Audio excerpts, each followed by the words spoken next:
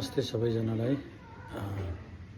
म आज यहाँहरूलाई फेसबुक मोनिटाइजेसनको लिमिट्सहरूको बारेमा भनिरहेको छु। कृपया ध्यान दिएर सुन्नुहोला। यो फेसबुक मोनिटाइजेसन गर्नुभन्दा अगाडि हामीले क्राइटेरिया के पुरा गर्ने भन्ने हुन्छ।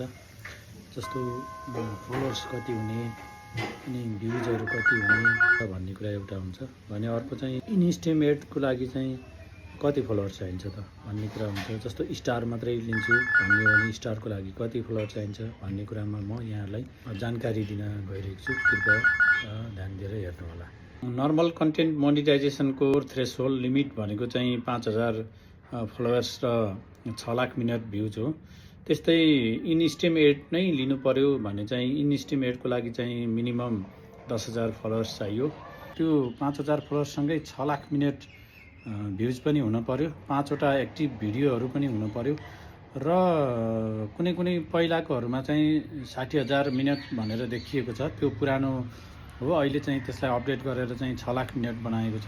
त्यो चाहिँ सम्झिनु होला। अब फेसबुकमा विशेष गरी स्पेसल मोनिटाइजेसन टुल्समा जानको लागि र इन्स्टिमेट्स लिनको लागि मिनिमम 10,000 फलोवर्स चाहिन्छ। अब भिजिटरको कुरा त सेम रह्यो।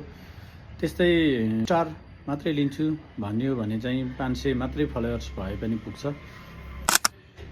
सब्सक्राइबर फ्रेन्ड्स मोनिटाइजेसन लिनको लागि तपाईसँग मिनिमम 10,000 फलोवर्स हुनुपर्छ भने 50,000 पोस्ट इङ्गेजमेन्ट र 1,80,000 मिनट्स भ्युज हुनुपर्छ।